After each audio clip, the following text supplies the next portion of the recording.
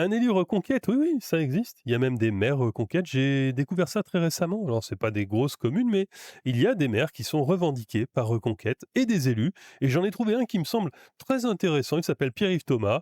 Il évolue dans la commune de Saint-Brieuc et on va voir que la commune est censée être pilotée par une mairie d'hiver droite. Mais finalement, il y a que des gros gauchistes dans cette ville. Donc, il a toute sa légitimité à essayer d'y imposer son discours. On regarde ça tout de suite.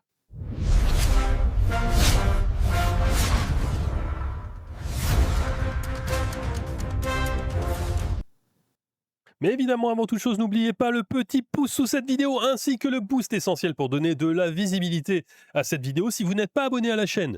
Petit bouton juste en dessous, s'abonner, vous cliquez dessus, vous êtes abonné. La petite cloche, vous avez les notifications. Vous ne ratez plus les conseils municipaux que vous avez ratés par dizaines pendant les vacances. Là, j'ai vu, là, les chiffres sont absolument catastrophiques. Vous êtes parti, plus personne n'a regardé. Enfin, vous avez raté des tas de vidéos, énormément de vidéos. Enfin, énormément, j'exagère, il y en a quelques-unes. Moi aussi, hein, j'ai pris un peu de recul par rapport à tout ça.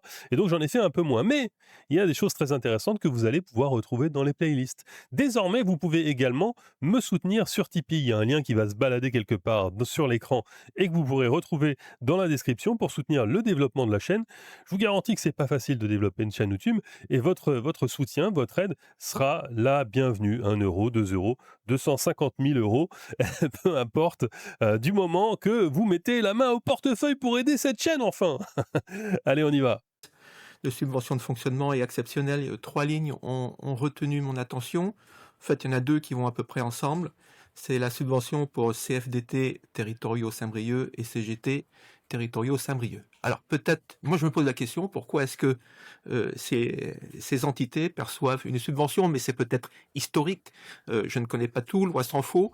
Il y a peut-être des conventions. Néanmoins, je me demande en vertu de quoi des syndicats seraient éligibles à des subventions d'argent public, sachant que un syndicat par essence a des adhérents, des syndiqués, il y a des cotisations, ils ont certainement d'autres subventions par ailleurs. C'est la première question que je pose. La deuxième ligne, eh bien, ou la dernière ligne, pardon, eh bien, il en a déjà été question tout à l'heure, c'est en effet sur QG, Centre LGBTQIA+. Monsieur le maire, je suis un petit peu étonné et j'aimerais comprendre. Mon discours, évidemment, il va être d'une tonalité assez opposée à celle qu'on vient d'entendre, à ce qu'on vient d'entendre. J'aimerais comprendre par quelle démarche intellectuelle, finalement, le montant proposé par les services qui était de 500 euros, on l'a déjà dit, et j'ai très bien compris que la commission, et j'y étais présent, ma présence n'a qu'une nature consultative. Comment, par quelle démarche cette subvention proposée de 500 euros a été multipliée par 3, sachant que, quand on regarde le dossier de l'association, bon, il n'y a pas un nombre extraordinairement élevé d'adhérents, il y en a 23. Il y a un budget qui est très très confortable, puisqu'en 2025, il était de 18 000 ou 19 000 euros. Il y a une trésorerie également de plusieurs milliers d'euros. Il y a des aides en nature de près de 4 000 euros. Un local en ville. Il y a beaucoup d'autres partenaires publics, l'agglomération, le conseil départemental, l'État, d'autres dons par ailleurs.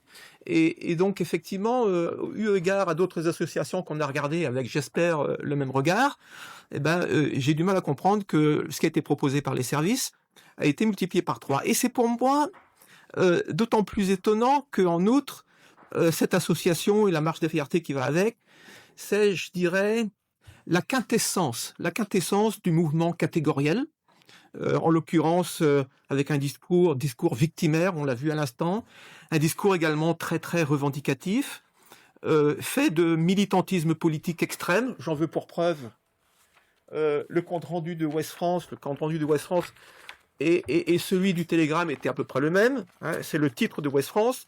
Toujours homo, jamais facho. Dites-moi que cela n'est pas politique, et je crois que c'est assez distant des préoccupations du commun des briochins. Donc ça, c'est le premier point que je voulais souligner. Et le deuxième point que je voulais souligner, et c'est d'ailleurs en référence à une des affiches portées par ce mouvement qu'on voit ici, Protect Trans Kid. En d'autres termes, en bon français, c'est la promotion du phénomène de la transidentité chez les jeunes. Alors que Chez les ce enfants. phénomène est inquiétant, quand je parle des jeunes, des mineurs, des adolescents, sachant que ce phénomène est inquiétant puisqu'il entraîne typiquement la prise de médicaments, des bloqueurs de puberté. Il entraîne également des interventions chirurgicales irréversibles, des coups de bistouri qui sont définitifs, entraînant des mutilations et parfois des regrets infinis qui mènent là aussi au suicide. Ce phénomène pose par conséquent une sérieuse question de santé publique, au point que plusieurs pays, comme le Royaume-Uni, comme la Norvège, comme la Suède, comme la Finlande, font une sérieuse marche arrière en la matière, sur la politique et sur le rapport à la transidentité. Je pense, monsieur le maire, que votre position, à mon avis, à mon humble avis, aurait dû être, en l'espèce, la prudence. Et encore une fois, peut-être que je peux comprendre le mécanisme intellectuel qui vous a conduit à pousser, à multiplier par 3 la subvention prévue. Merci. Très bien, je laisse Boris Guillou vous répondre sur la première question. CFDT. J'avais oublié. Sur la CFDT, qu'est-ce qui motive les conventions qu'on a avec eux. Et il se trouve que, par nature, je suis plutôt favorable à ce qu'on respecte les engagements qu'on a pris. Je peux vous dire pourquoi la vie était de 500, mais in fine, j'ai décidé d'augmenter à 1500. Parce que cette marche des fiertés, elle est importante. Quels que soient les discours politiques qui étaient tenus pendant cette marche des fiertés, cette marche des fiertés, elle est importante parce que la réalité dont on parle, c'est la réalité de l'exclusion. La réalité qu'on veut défendre, nous, c'est la réalité de pouvoir être soi-même, dès le plus jeune âge. Quel que soit son genre, quelle que soit sa sexualité. Quand vous parlez de suicide lié à la transidentité, oui. Mais enfin, d'abord, soyez rassurés. Il suffit de se renseigner un peu pour savoir que c'est accompagné. C'est pas n'importe qui peut faire n'importe quoi. C'est accompagné. Il y a un accompagnement psychologique. Renseignez-vous, Monsieur Thomas, vous verrez. Il y a un accompagnement psychologique parce que c'est un sujet aussi sérieux pour le jeune considéré que pour son entourage. Lutter contre cet isolement, c'est justement parce que vous parlez des suicides. Combien de jeunes se suicident parce que leur famille les rejette, parce que leurs proches les rejettent, de par leur sexualité ou de par leur genre. Et c'est parce que nous voulons lutter contre cette exclusion, parce que nous voulons lutter contre cet isolement, que travailler, pouvoir échanger, pouvoir être avec des pairs est important. Et des moments comme la marche des fiertés sont ces moments-là, importants, essentiels à tout âge, pour finalement pouvoir s'accepter soi-même et pour avoir la force de se dire que les autres nous accepteront. Donc c'est une des raisons pour laquelle de 500 j'ai décidé de passer à 1500 €. La fausse colère. Quel hypocrite alors. On va passer au vote, monsieur Guillaume. Idéologique. Je ne retire rien de ce que vous venez de dire. Au contraire. Moi, ce que je voulais simplement mettre en évidence, c'est que nous, enfin mes camarades qui ont participé aux commissions, n'étaient pas d'accord.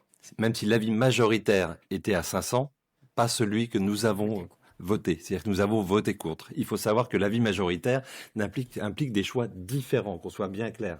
Notre position était contre.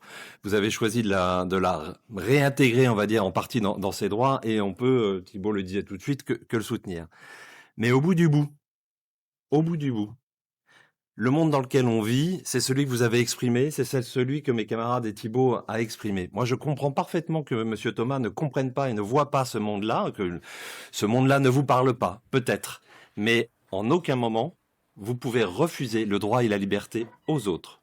Vous pouvez exprimer votre désaccord, vous pouvez dire que vous ne le comprenez pas, mais par contre, la majorité s'exprime au travers de cette jeunesse, la majorité s'exprime au travers de votre parole, Monsieur le maire, et j'en suis très heureux. Mais en aucun cas, votre minorité, Monsieur Thomas, nous empêchera d'avancer et de progresser. Vous payez comme les autres. Monsieur Thomas. J'essaierai d'être bref, par souci de ne pas polémiquer ou allonger inutilement le débat. Hervé Guillard, pour vous répondre sur l'un de vos points, oui, je suis touché personnellement, dans ma famille, par cette question de transidentité chez les adolescents. Ça, c'est le premier point que je voulais vous dire. Monsieur le maire, quand vous parlez d'accompagnement psychologique, savez-vous par exemple, monsieur le maire, que pour un adolescent aujourd'hui qui veut passer par une étape de transidentité, les parents n'ont plus leur mot à dire. C'est le deuxième point. Donc, quand vous parlez d'accompagnement psychologique, à d'autres. Dernier point, et ça pourra ouvrir le débat pour une prochaine fois, pour observer depuis de très nombreuses années ces questions de société, j'ai envie de vous poser tout simplement la question, je n'y répondrai pas et je n'attends pas de réponse de votre part ce soir.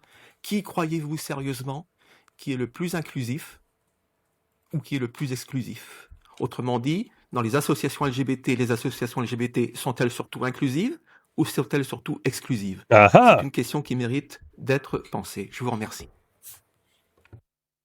On va passer au vote, mais je pense qu'elles sont un point de repère pour beaucoup qui sont peut-être perdus dans leur quête d'identité. Allez, c'est Ce ne sont reparti. pas les seuls, mais certains en ont besoin. Donc on continuera à les soutenir.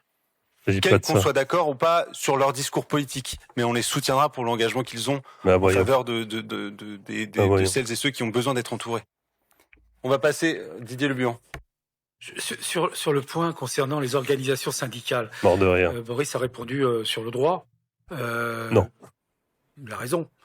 Mais sur le fond, nous avons besoin des organisations syndicales.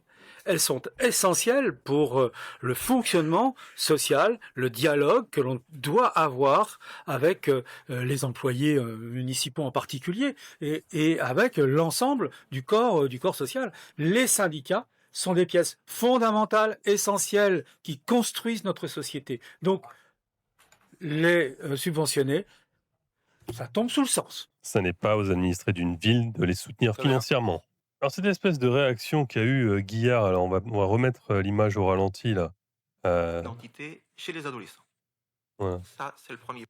Ce passage-là où il fait ça, ça suit une contradiction qu'il reçoit de la part de Pierre-Yves Thomas, qui lui dit si, moi je connais la problématique sur un plan personnel. Sachant que c'était son seul argument à ce Guillard. Il a dit peut-être que vous, ça ne vous touche pas. Et c'est pour ça qu'il continue son argumentaire. Pierre-Yves Thomas lui dit si, donc l'argumentaire tombe. La réaction de Guillard, c'est peu importe. Bah non, pas peu importe, tu n'as plus d'argument. Pour le reste, je crois qu'il a tout dit. Bon, déjà, je vois pas trop à l'échelle d'une ville pourquoi est-ce qu'on devrait s'impliquer dans des questions de transidentité, soutenir des associations qui feraient de la propagande pro-trans-kids. Ça me semble un peu délirant. Les réponses étaient hypocrites, idéologiques et n'avaient rien à voir avec les questions. Si vous n'êtes pas abonné à la chaîne, abonnez-vous. Si vous n'avez pas encore mis votre plus joli petit pouce sous cette vidéo, c'est le moment. On se retrouve demain matin pour un live exceptionnel. Soyez heureux, faites des enfants. On se dit à la prochaine.